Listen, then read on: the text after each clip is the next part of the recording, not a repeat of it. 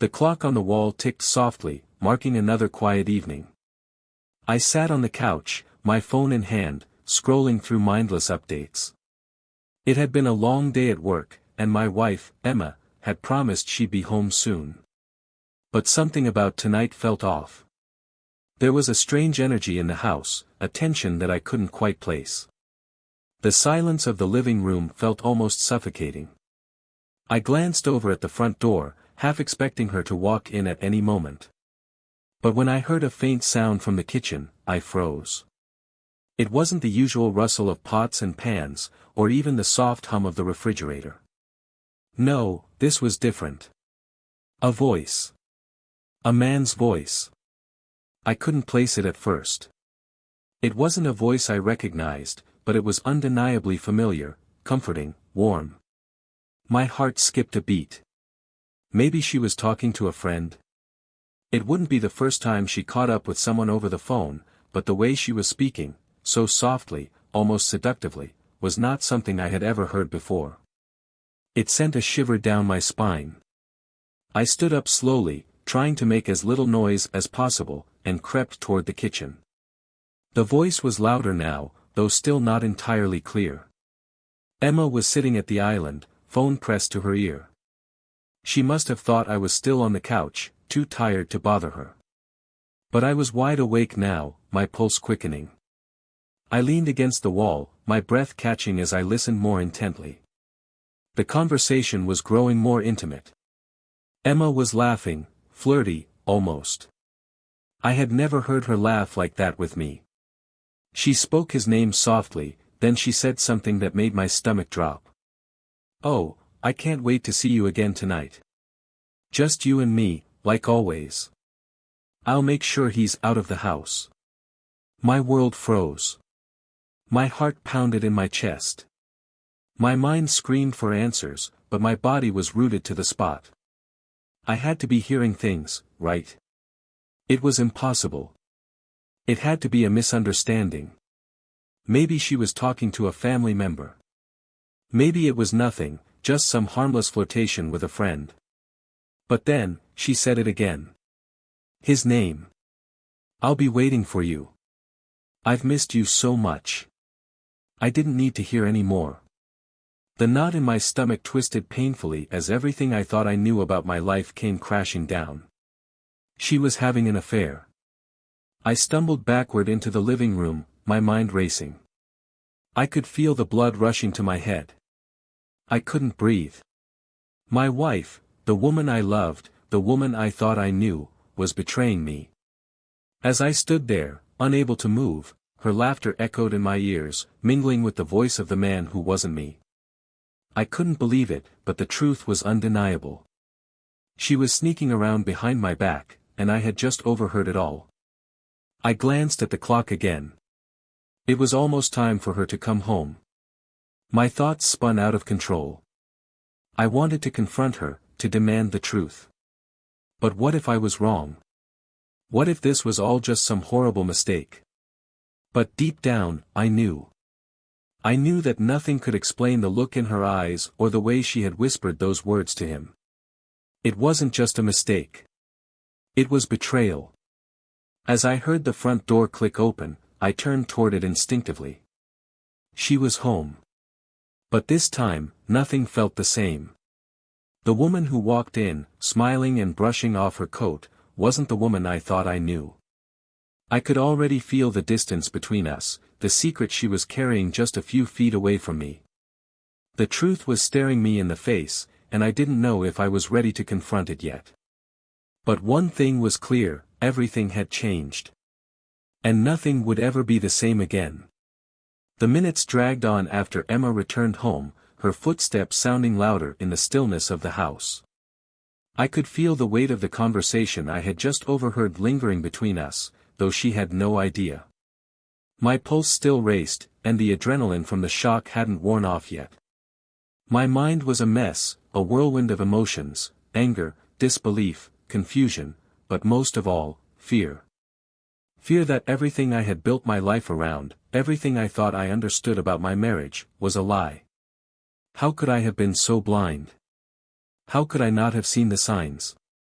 The woman I loved was now a stranger, and this stranger was lying to my face every single day. I didn't know what to do.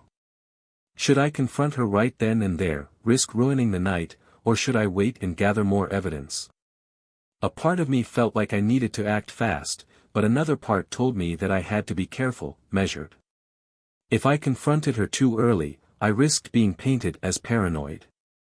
If I didn't confront her at all, I risked letting her keep playing me for a fool. Emma entered the living room, smiling in that way she always did when she came home.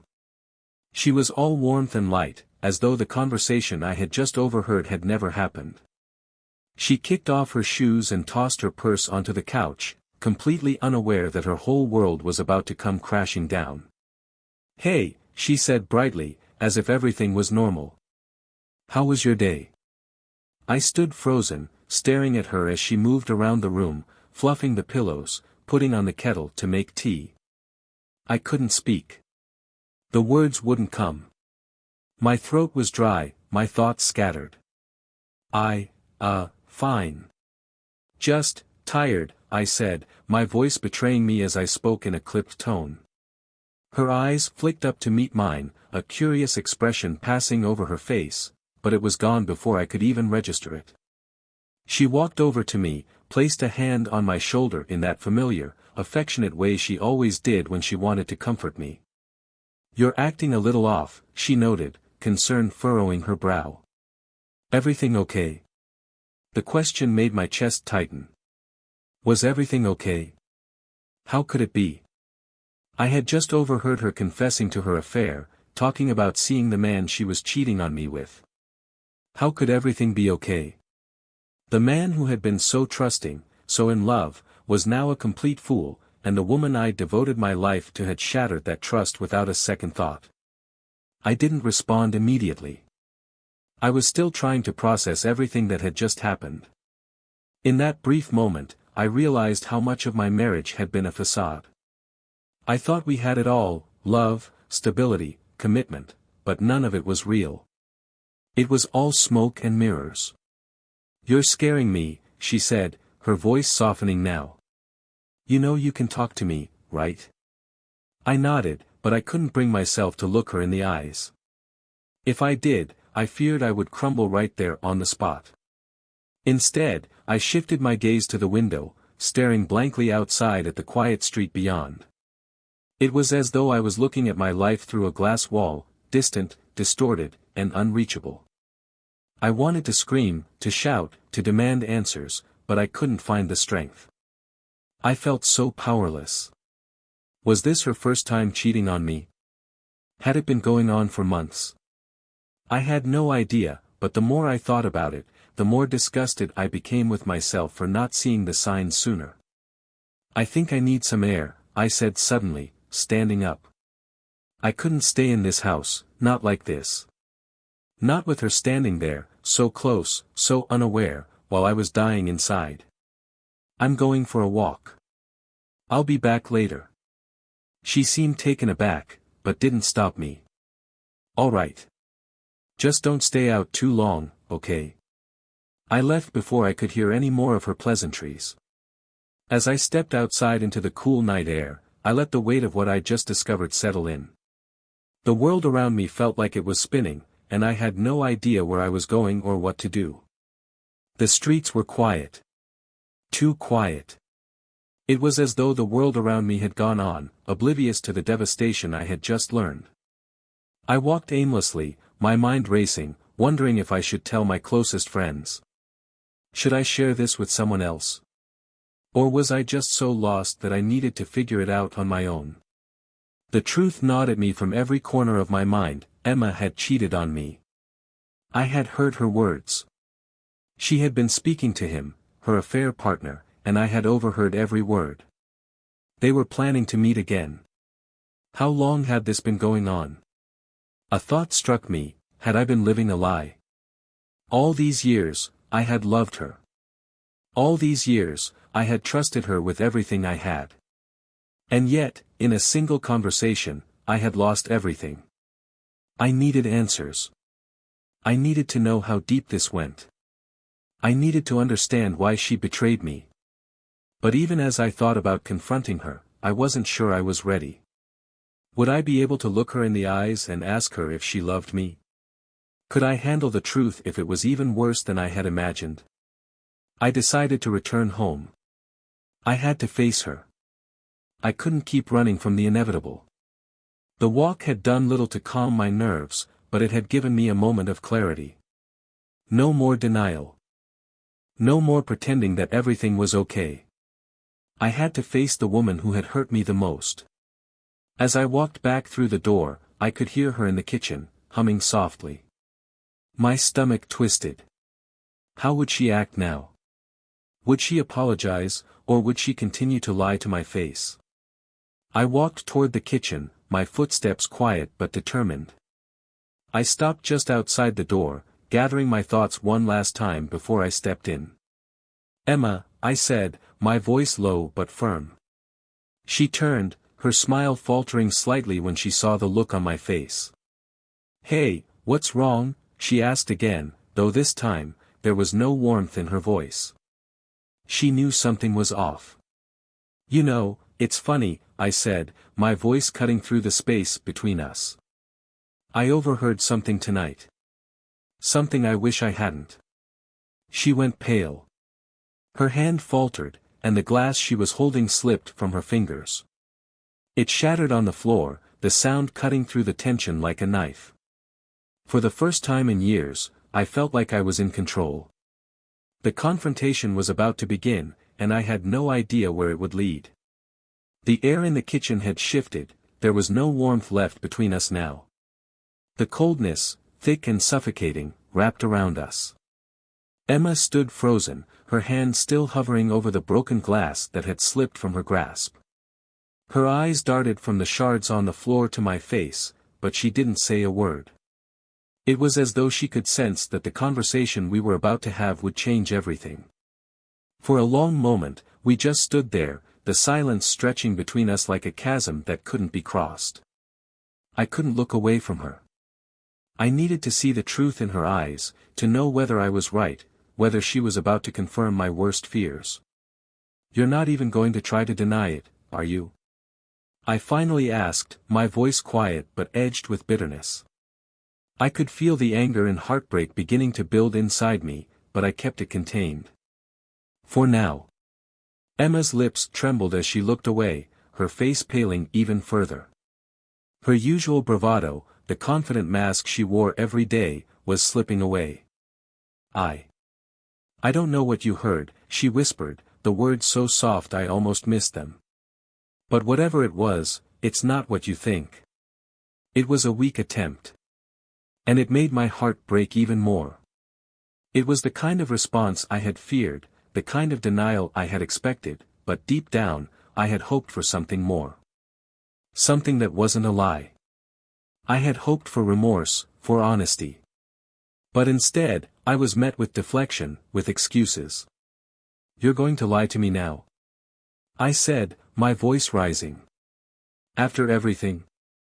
After I heard everything for myself?" I took a step toward her, but she didn't back away. She just stood there, frozen like a deer caught in headlights. I wasn't ready to tell you, okay?" Her voice cracked now, and I could see the tears welling up in her eyes, though she quickly blinked them away. "I didn't want to hurt you." I almost laughed, but the sound was hollow and bitter. "You think lying to me, sneaking around behind my back, is better than telling me the truth?" "I didn't want to lose you," she shouted, her voice now frantic, as though she was pleading for understanding. She took a step forward, but I stepped back, unwilling to let her get too close. I couldn't let her have that power over me anymore. Not after everything she had done. "You were already losing me," I said, my words cutting through the air like a knife. "You lost me the moment you decided to cheat. You've lost me every time you lied, every time you pretended everything was fine. You're not the woman I thought you were." Emma's face contorted with pain, and the tears she had tried to hold back now spilled freely down her cheeks. For a moment, I almost felt guilty for being so harsh. But then the truth hit me again, and the guilt faded. She didn't deserve my pity. She didn't deserve my sympathy. She had made her choice, and now she had to live with the consequences. I never wanted to hurt you, she whispered, her voice trembling. It just happened. It wasn't planned. It just happened. The words stung, not because of what she said, but because of how hollow they felt. I wanted to believe her. I wanted to believe that this was some mistake, some terrible lapse in judgment. But deep down, I knew the truth. She had been lying to me for months, maybe longer. And now, standing before me, all she had left was a half-baked excuse that didn't even make sense. Who is he, Emma? I asked, the question coming out quieter than I expected. I wasn't sure what I wanted from her. Did I want her to admit it? Did I want to hear her confess in full detail, to hear her explain everything? No. I didn't need any more details. I just needed the truth. Who is the man you've been seeing behind my back? Her silence was deafening. She looked at the floor, unwilling to meet my gaze. And in that silence, I realized just how deep this betrayal went. She had no shame, no remorse. She was ashamed, yes, but only because she'd been caught. I wasn't hearing anything I needed to hear. Not the apology, not the confession, not the pain of regret. The guy you were talking to on the phone earlier, I said, my voice tight with anger. Who is he? What does he mean to you? Emma's eyes flicked up to mine for just a moment, and in that instant, I saw it. The truth. She didn't need to say a word, because her face told me everything I needed to know. The man wasn't just some fleeting affair. He was important to her. More important than me. He's someone I've been seeing for a while now, she said, her voice barely above a whisper. I'm sorry. I didn't mean for it to happen. It just did. I shook my head, the weight of her words sinking in like a stone in my chest. How long, Emma? How long has this been going on? A few months, she admitted, her voice breaking now. But it didn't mean anything at first. I was just lonely. And then it became something more, and I couldn't stop it. I couldn't stop myself. I took a deep breath, trying to calm the storm that was raging inside me. You couldn't stop yourself? I repeated, disbelief lacing my voice. You couldn't stop yourself from cheating on me, from destroying everything we built together? She hesitated, then dropped her gaze to the floor again. She couldn't even look me in the eyes anymore. In that moment, something inside me snapped. This wasn't the woman I loved. This wasn't the person I had shared my life with. This was someone else entirely, someone capable of betrayal on a scale I couldn't have imagined. I stepped back, away from her, as if her presence was suffocating me. I needed space. I needed distance. I couldn't breathe in the same room as her anymore. You've made your choice, Emma, I said, my voice cold. And I've made mine. I don't know what's left for us now, but I do know one thing. I can't be with someone who would lie to me, who would destroy our marriage like this. Her face crumpled as she fell to her knees, her sobs echoing through the empty kitchen. But I didn't go to her. I couldn't. The truth was out now, and it hurt more than anything I could have imagined. I had spent years believing in a lie, trusting in a woman who had been living a double life. And now, I had to figure out what came next. The kitchen was eerily quiet now.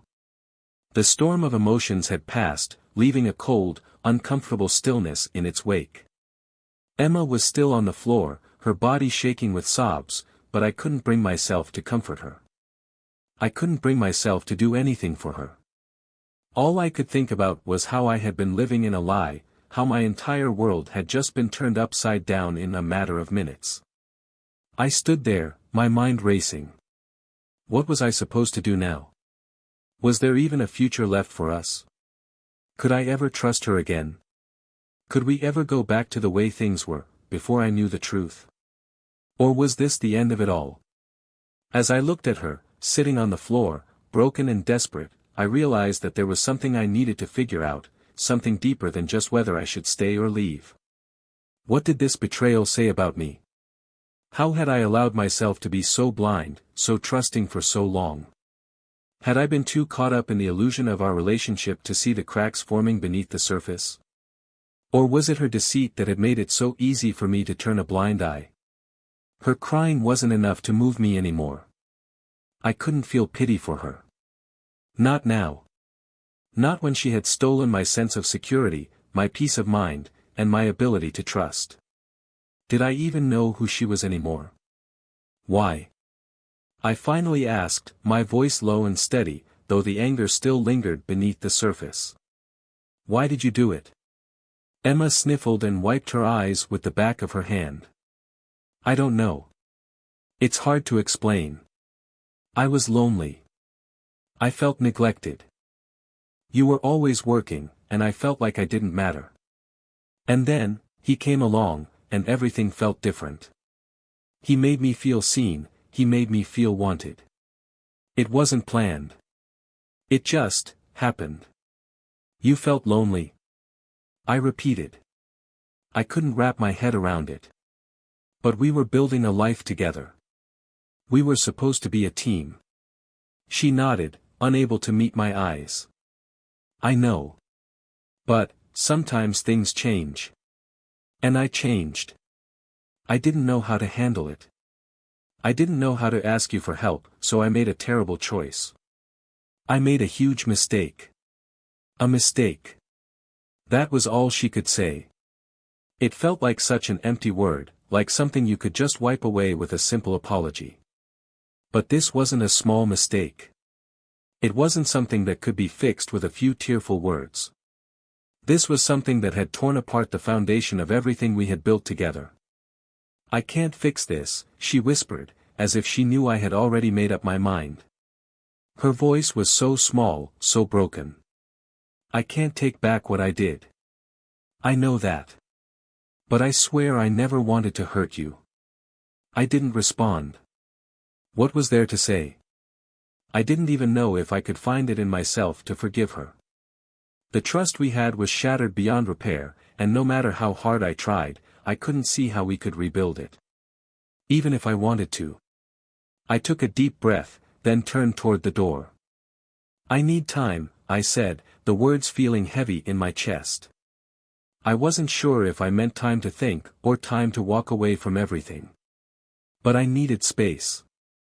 Time away from her, from this betrayal, to figure out what I wanted, what was left for me. Emma looked up at me, her face twisted with guilt and sadness. Please, don't leave me. Please. I didn't answer right away. I wanted to tell her that I was done, that I couldn't be with someone who had so completely betrayed my trust. But instead, I just walked out of the kitchen and into the other room, leaving her there, still crying.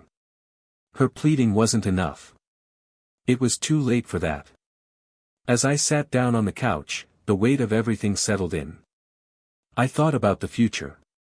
Was there any future left for us? Would I ever be able to look at her the same way again? Or would I always wonder about her lies, about the secrets she kept hidden from me? The reality was that I didn't know. I didn't know if I could ever forgive her. I didn't know if we could ever heal from this. All I knew was that right now, I needed to find some peace of mind. I needed to think about what was best for me, not just for her. As the evening wore on, the silence between us was suffocating. Emma stayed in the kitchen, her sobs slowly quieting as the night wore on. I could hear her pacing, her whispers to herself, the occasional sniffle. But I couldn't bring myself to go back in there. I couldn't pretend like everything was fine when everything had changed. I wondered if there was anyone who could ever really come back from something like this. Could we? Could I? That night, I didn't sleep. My thoughts were consumed with her betrayal, with the future of our relationship. I couldn't stop replaying the moment I overheard her talking to him, the sound of her voice, the words she said. The realization that the woman I loved, the woman I had trusted, had been hiding this life from me for months. I wasn't sure what I would do next. But I knew that, for the first time in a long time, I had to think about myself. And that felt like the hardest thing of all. The next morning, Emma was still there, her face pale and eyes swollen from crying. She hadn't left. But I wasn't sure if I wanted her to leave, or if I wanted her to stay.